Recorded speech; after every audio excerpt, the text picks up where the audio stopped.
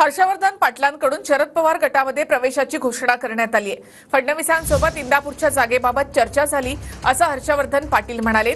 फडणवीसांनी इंदापूरऐवजी दुसरा पर्याय दिला, पण मी सहमत नव्हतो असं हर्षवर्धन पाटील यांनी म्हटले। मी आणि आमचे सर्व कार्यकर्ते पदाधिकारी आम्ही सर्वजण राष्ट्रवादी काँग्रेस पक्ष शरद पवारांचा जो पक्ष आहे त्या पक्षामध्ये जाण्याचा निर्णय आज आम्ही सर्वजण या ठिकाणी जाहीर करतो। हे मी आपल्याला सर्वांना या प्रामुख्याने या ठिकाणी सांगू इच्छितो। आदरणीय देवेंद्र फडणवीस साहेबांना भेटायला गेलो।